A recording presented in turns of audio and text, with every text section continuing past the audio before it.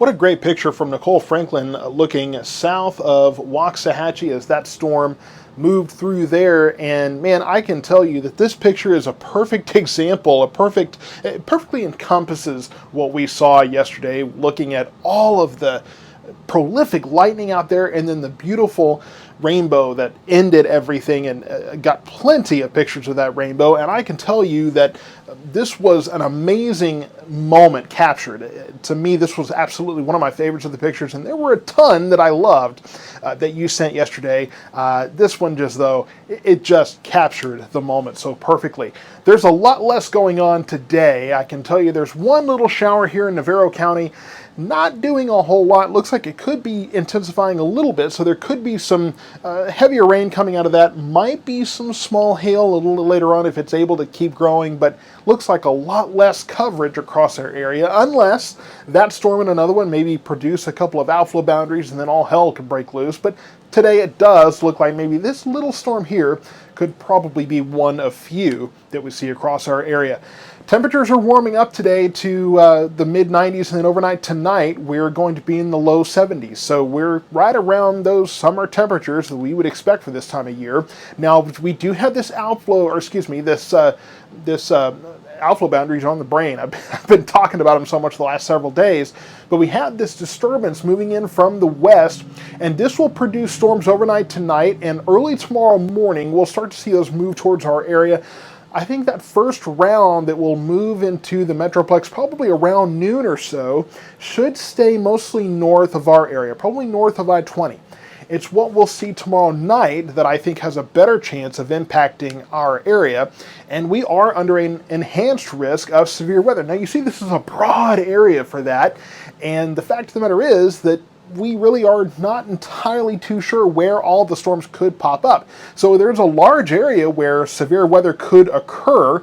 And I've said in the past that, when we see a large area like this, sometimes you're looking at filling that in with another category. I don't think that a moderate risk is going to be warranted here, even though temperatures are looking a little warmer, so perhaps you have more lift.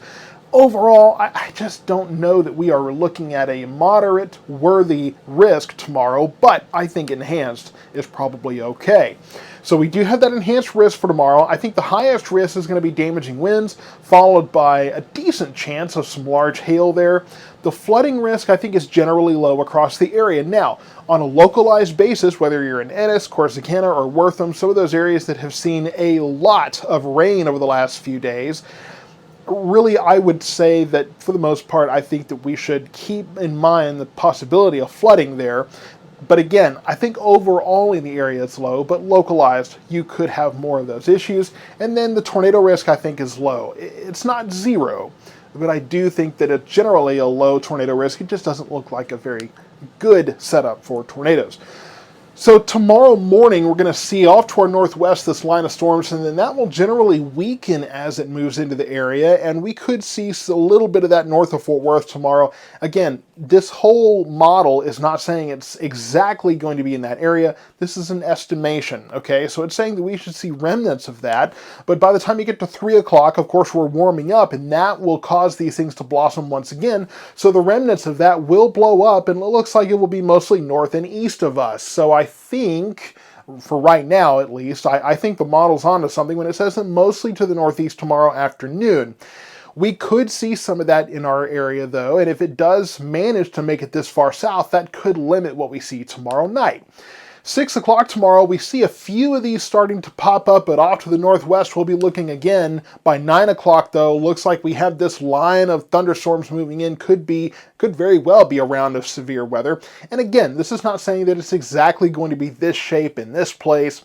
Just an estimation, thinking that we will have another round of storms coming in, and I think that this has a much better chance of covering our area in storms by 12 a.m. By midnight. It looks like we're looking at the leading edge having moved through most of our area, possibly through the Navarro County area. They're possibly still in there, but behind it we could see more development of storms. So we'll have to watch this, and it says by 3 a.m. thinks that most of that will be out of our area. but we'll have to watch and see exactly how the information we get between now and then, how the morning storms look, as well as what factors remain in place as that energy moves out. So this will be one of the things you'll have to stay tuned to South Metro weather throughout the evening tonight, throughout the day tomorrow, as we continue to provide those updates. I know there's more events tomorrow night. There's the rodeo in Cleburne. There's a concert in Waxahachie. I'm sure there's other events in the southern cities as well. So just stay tuned as we try to figure out exactly what tomorrow night might look like. The other headline in the weather world is that El Nino is back, and what that means for north central Texas is that generally we will see wetter than average conditions more likely, and really that's the same for the southwest and the southern plains. Now, we will see more of that impact in the winter. Generally, El Nino kind of shows up more in the winter months, so we probably won't see the wetter than average conditions in the summer. I think we're going to have to wait a few months for that. So here's the forecast. There's a couple of things to talk about here. Again, 10% chance of storms, I think for the most part this afternoon. We just see one or two. Then overnight tonight, tomorrow morning, we'll be watching those storms. For the most part right now, it does look like that stays north of us. But tomorrow night, we could see a few storms in the afternoon pop up, but I think tomorrow night's our best chance for those possibly severe storms.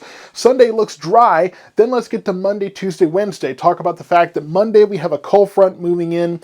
It looks like that will stall in our area. So Monday we could see a few severe storms along that front. Tuesday, Wednesday, the stationary front will probably make more storms across our area, probably more afternoon pop-up storms, kind of like we've seen. And our temperatures will be determined by exactly where that outflow boundary, I've been talking about outflow boundaries too much the last few days, where that stationary front is going to be. If we end up on the north side of the front, that means more storms but cooler temperatures. If that front stays north of us most of the time and we're on the southern side, less storms, more heat. So right now, looks like we could get those cooler temperatures Monday and Tuesday. Wednesday, it's probably lifting northward, so the rain chances may go down. Temperatures will probably stay up. By Thursday, we're drying out, and we're getting, again, closer to the 100-degree mark. So we'll have more information on that later. For right now, we need to focus on the fact that we could have, again, one or two storms today.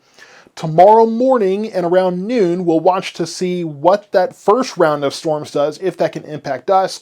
Better chance tomorrow night for severe weather. Stay tuned for more updates.